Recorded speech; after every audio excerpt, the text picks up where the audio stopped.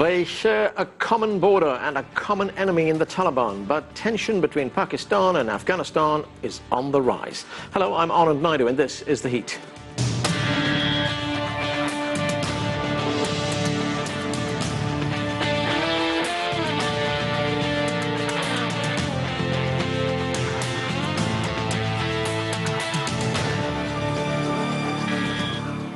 Last month, Pakistan and Afghanistan deployed tanks and armoured personnel along their border at Torsa, known as the Khyber Pass. The resulting escalation led to several casualties. The recent violence was a marked contrast from the optimism and improving ties since Ashraf Ghani took over as president of Afghanistan. In one overture, Ghani ordered action taken against some Taliban militants, known as the TTP, suspected of orchestrating the 2014 school massacre in Peshawar, Pakistan, that killed 141 people, including 132 children. In return, the Afghan president hoped Islamabad would fight members of the Taliban who'd taken up refuge in Pakistan, while bringing others to the negotiating table. Later, we'll talk with a former Afghan diplomat and a Pakistani journalist, as well as a policy analyst. But first, for the latest on the ground, we turn to CCTV in Islamabad and Catherine James in Kabul. Daniel, let me start with you first. As we said at the top of the program, relations between Pakistan and Afghanistan took a violent turn along the border at Torkham. Now, that fighting appears to have stopped, but what is Pakistan doing to defuse this situation?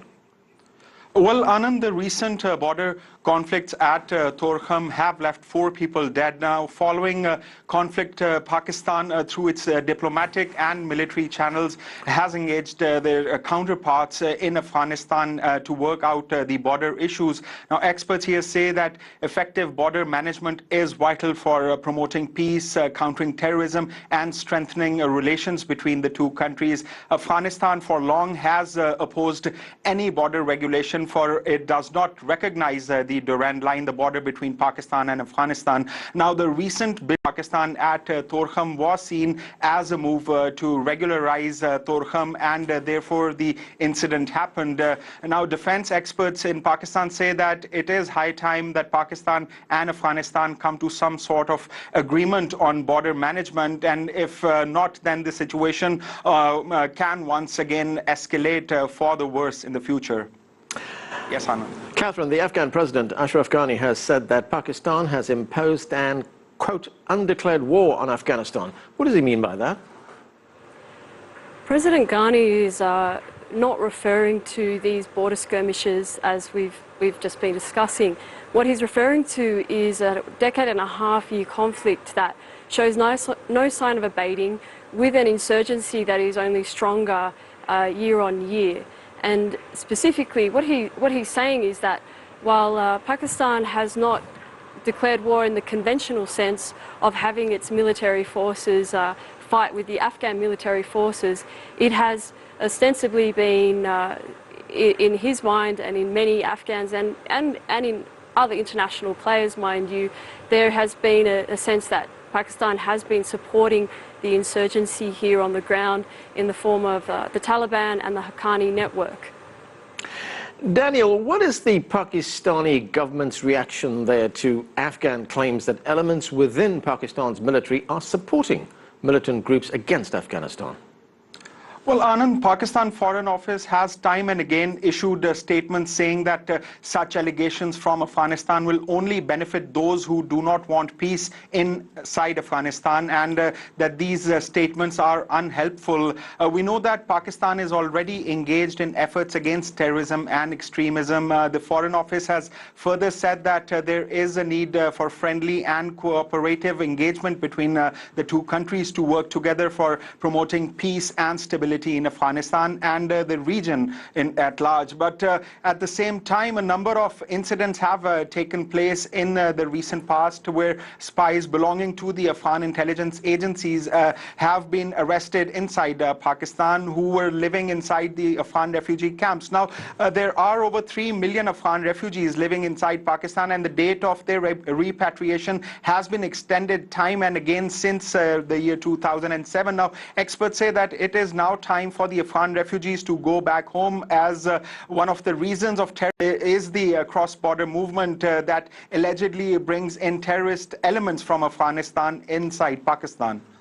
Catherine, the Pakistan Taliban's new chief, Mullah Hibatullah Akhundzada, has warned of continued conflict until what he called the occupation of Afghanistan ends. Now, China, the United States, Pakistan, and Afghanistan are members of the Quadrilateral Coordination Group. That's an effort to bring the Taliban to the negotiating table. What are the status of those talks? Well, these talks are the fifth such talk between these four players took place in May, and that was the last time they all met. But up until this point, there doesn't seem to have been many steps in getting the Taliban to come to the negotiating table, so to speak. Ghani previously had been quite amenable to working together more and more with Pakistan, but this year we've seen that take quite a sharp shift.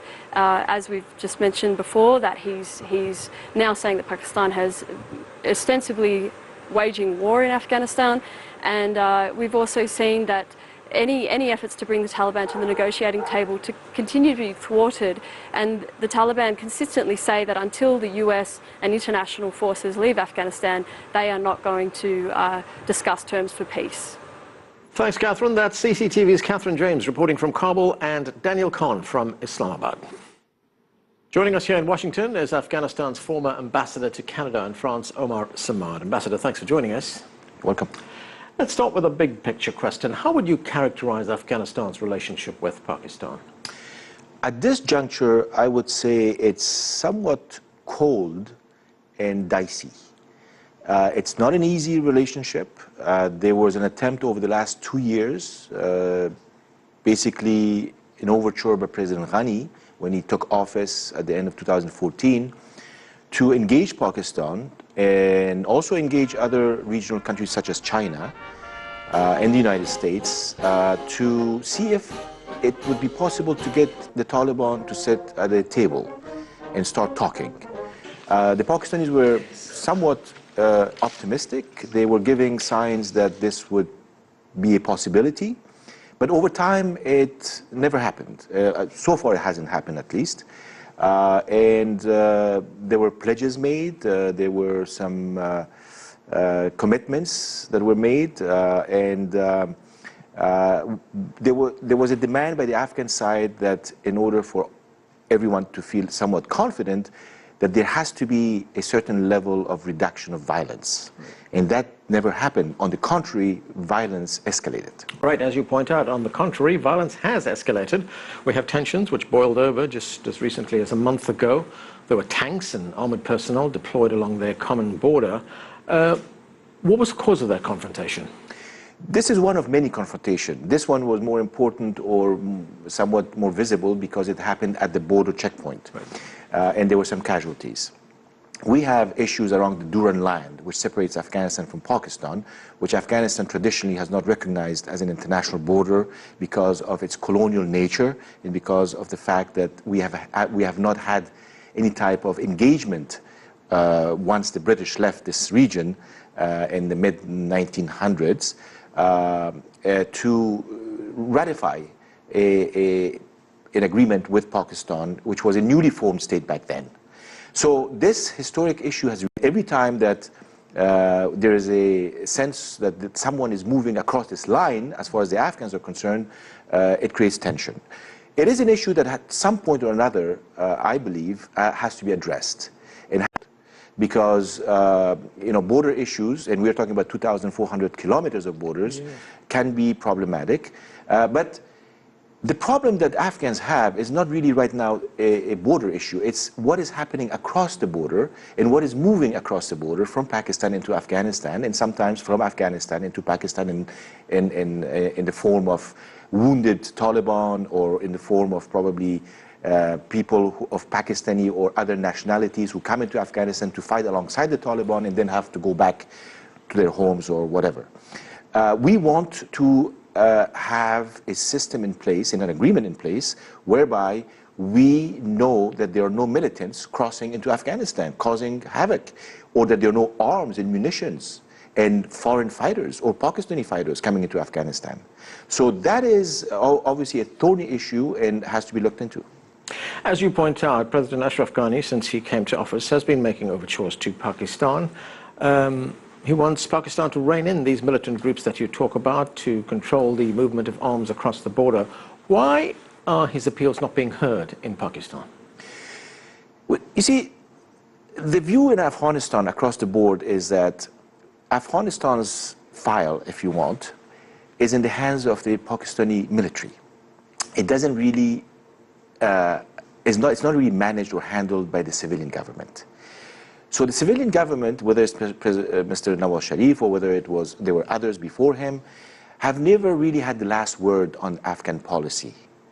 And this is why, if you remember, President Ashraf Ghani, in his first visit to Pakistan as president, went and visited General Raheel Sharif. And he visited all the major players on the military side, because he knew that these are the decision makers. Therefore, what we are seeing is the continuation of a strategy that the Pakistanis have followed for at least 2 decades after the Soviets left, which is to have a friendly, allied government, somewhat subjugated to Islamabad's will in Kabul.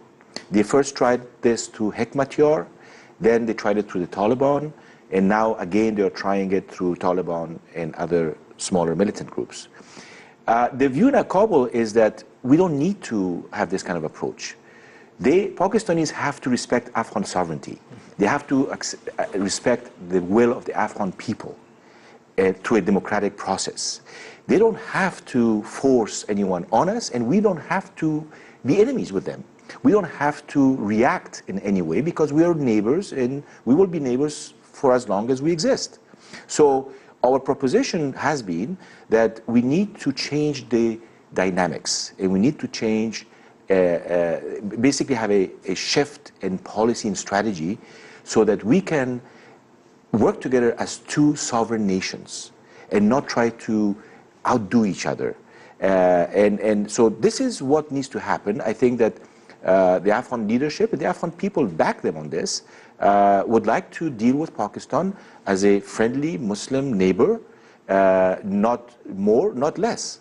And if that happens, I think we will be able to resolve a lot of things. Right, as far as Pakistan is concerned, the one big complication is what Pakistan says is India's disproportionate influence in Afghanistan. Of course, Pakistan and India are arch enemies.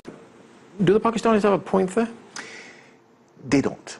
I will be very frank with you. We have heard this for years, and there is really no solid evidence to show that the way Pakistan views the Indian presence and role in Afghanistan is the way that they are describing it. Because the Pakistani view is that we're going to be surrounded by 2 hostile states. We are not, as I said earlier, we are by no means willing or agreeing to any other country in our region or beyond coming to our side and being a threat to Pakistan. If you look at the history of Afghan-Pakistan relations, every time that there has been a war between Pakistan and India, Afghanistan has either stayed neutral or has even backed, to some extent, Pakistan's position. So what does that tell you?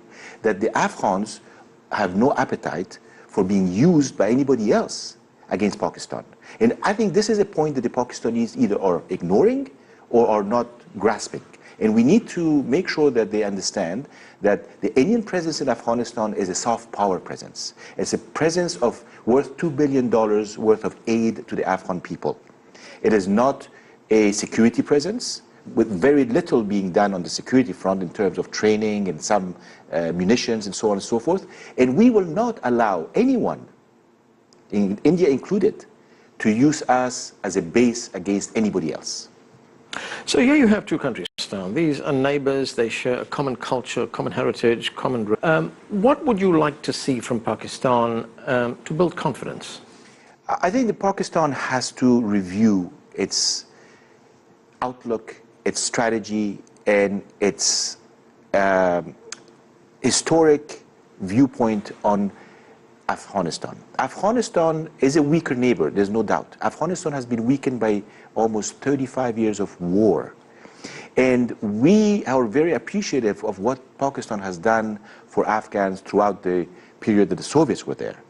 But at the same time, we know very well that Pakistan, after that period, had other motivations and had an agenda that is not driven by friendly sovereign to sovereign, state to state, and people to people basis, on equal basis. We would like them to look at Afghanistan as a neighbor in a country that will never be subjugated, has never been subjugated, and will always try to be friendly, but will also always try to defend its rights and its sovereignty.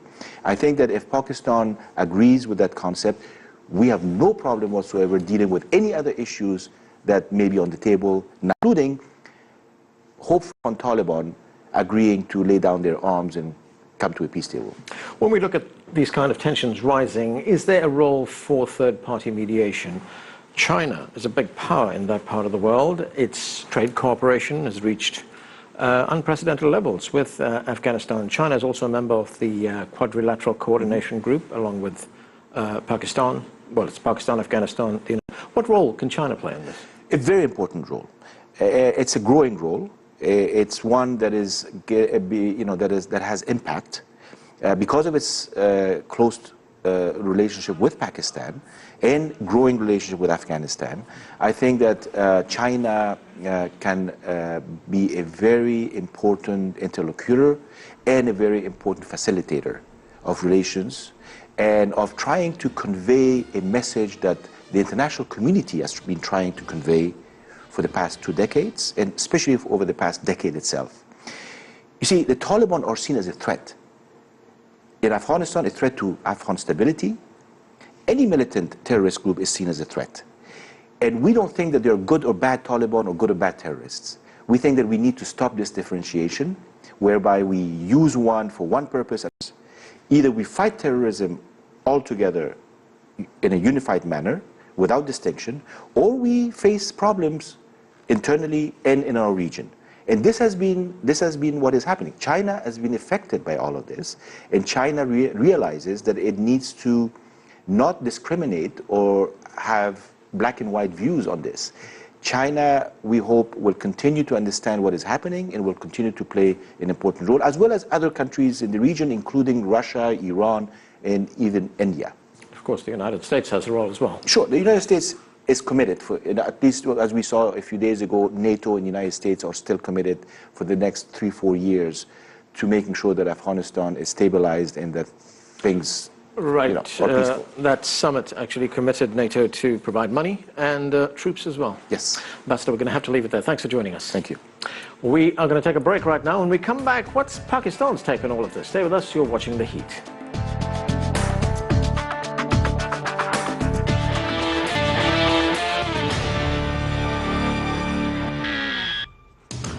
Welcome back. We're talking about ongoing tensions between Pakistan and... Joining us here in Washington is Shamila Chowdhury. She focuses on Pakistan as a senior South Asia fellow at New America, a policy research organization, and is Pakistani journalist and author Raza Rumi. He's currently a scholar in residence at Ithaca College in New York. Thanks to both of you for joining us. Raza, we have tensions again rising between Pakistan and Afghanistan. We just talked with Ambassador Omar Samad from Afghanistan. He mentioned a few things that divide the two countries. One is the border dispute, the so-called Durand Line. It's not been settled. The other, of course, is India's relationship with Afghanistan. And then, of course, there's the presence of the Taliban. How do you view Pakistan's relationship with Afghanistan? Well, I think all 3 points kind of summarize the historical tensions that have existed. And in particular, Pakistan's security lens towards Afghanistan is colored by India. So India is the perennial enemy of Pakistan, and Pakistan does not want Indian influence on its western borders. I mean, that's been the stated and unstated policy for the last 3 decades, and that has been now erupted into a full-scale conflict because Pakistan's support to Afghan Taliban over the last 2 decades or so is what the current Afghan administration complains about. And they say that the Afghan Taliban carry out acts of violence and terrorism. And Pakistan, of course, first it denied, and now sometimes it says, well, it's in our own national interest. Shamila, what do you see as the root of the tensions here? I mean, we have the Taliban in each other's countries. Shouldn't it be in the interest of both countries to take on the Taliban?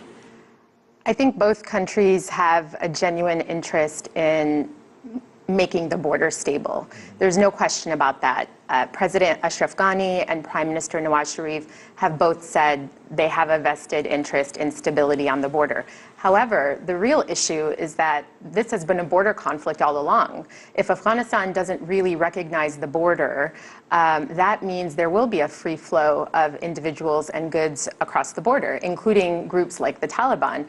Pakistan itself is reluctant to take action against the Taliban because of the physical backlash that it may endure. And we know that the Pakistani government has focused on the Pakistani Taliban, and they're suffering backlash from that as well. So I think that there are domestic interests at stake. The Pakistanis are worried about their own internal security, but they stem from the fact that this is a real border conflict that hasn't been resolved for decades. Rosa, even the rhetoric has been getting heated. What do you make of accusations by Afghan President Ashraf Ghani that Pakistan is fighting an undeclared war in Afghanistan? Well, I think that's a bit too strong, to be honest. But of course, Mr. Ghani is rattled because, I mean, when he assumed office, he started off on a very positive note, and Pakistan also assured him that they would get some kind of a settlement between the Taliban and the Ghani administration. But unfortunately, those talks have not gone anywhere. In particular, you know, there has been change of the leadership of the Taliban, and then, you know, the kind of mutual mistrust has to that extent that we don't see the talks getting anywhere. And I think that's why Mr. Ghani is very angry. But remember that I just wanted to add one thing, that the Pakistani Taliban leaders have also in the past years moved towards Afghanistan. Because of this border free flow, what mentioned, is the, you know, the bottom line is that the border management is very weak and also needs to be focused upon. And so now Pakistan accuses Afghanistan of sheltering and harboring the Pakistani Taliban who come and attack the Pakistani state and vice versa. So we are in a kind of a difficult bind here. I think the real issue here is that somehow the talks have to be revived and some formula has to be devised where these mutual distrust can be bridged. Shamala, as Rosa points out, when Ashraf Ghani came to office, he did reach out to the Pakistanis. He said he would take on the Pakistani Taliban. He said he would send cadets, army cadets from Afghanistan for training in Pakistan. He also said that he would not accept any more arms from India. Why haven't these overtures worked? Well, I think you're right. He entered office with a great deal of goodwill towards Pakistan, similarly for Prime Minister Nawaz Sharif. But remember, at that time, Ashraf Ghani was a much more powerful political player inside Afghanistan. He didn't have to deal with the political challenges he's dealing with right now within his own government. So speaking out against Pakistani aggression is a smart domestic move for Ashraf Ghani. So that's the first thing. The second piece of it is that the security situation in Afghanistan has deteriorated considerably over the past year. And the sense in Afghanistan is that the Pakistanis are partially responsible for this. If only they took greater action against the Taliban, there wouldn't be fears of maybe Kabul being taken over by the Taliban. And so the focus has really shifted to Pakistan's long-standing policy of accommodating the Taliban by not kicking them out of the country. Now, there is considerable debate about how much influence the Pakistani government has over the Taliban. And I think that inside Afghanistan, there's a view that Pakistan has much more influence. And within Pakistan, it's much more mixed, and it's a very complicated relationship. There are long-standing ties between the Taliban and the military leadership, but they don't have the influence or command control that many people think they have over the Taliban leadership. Rosa, my next question is on the fact that Pakistan has called for a political solution to the differences with Afghanistan. And I just want to bring up something that the ambassador said in the earlier part of the show, and that is Afghanistan is not so sure who is calling the shots in Pakistan. Is it the military when it comes to foreign affairs, or is it the civilian government? So when Pakistan says they want a political solution, what does that mean? I think that's a very complex question again. Well, I mean, let's be clear. Pakistan's foreign policy and security policy is by and large handled by its military. The civilians do give their input and they do tag along with what the military thinks, but it's largely a function of the military's national security doctrine. So there should be no confusion about that. I think most Pakistanis also know that and acknowledge it, you know, directly or indirectly. But the political solution certainly can be worked out even when the military is the key player here, because I think what we need is the revival of the peace talks that was going on. Somehow it foundered somewhere. All parties, you know, have mutual suspicion of each other. Afghanistan, Pakistan, India, the US, you know, there's so many, Iran, there's so many players. It's a hodgepodge. So I think some kind of, and I think the Chinese role was very important to, I mean, at least to me, which unfortunately has also gone a bit on the sidelines, because China is a country that has leverage over Pakistan. Everybody wants to be, you know, the region wants to be friends with China. So there is a room for that to be revived.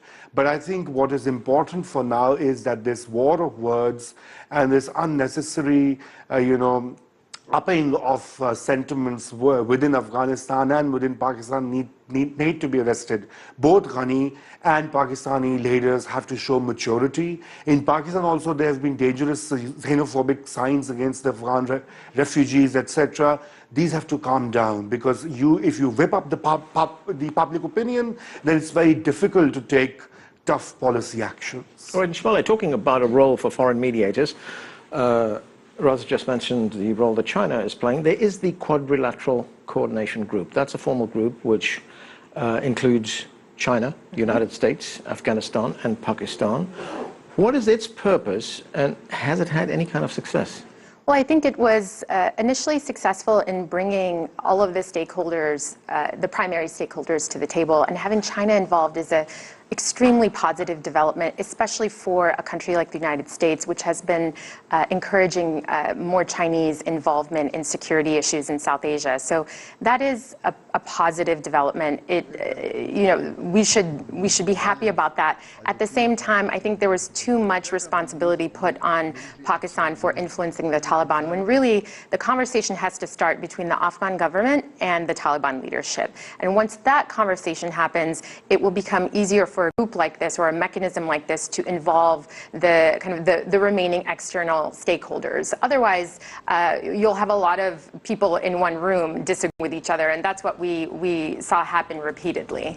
Okay, we're going to have to leave it there. Thanks to both of you for joining us. That is it for this edition of The Heat. I'm Anand Naidu in Washington, D.C. Thanks for being with us.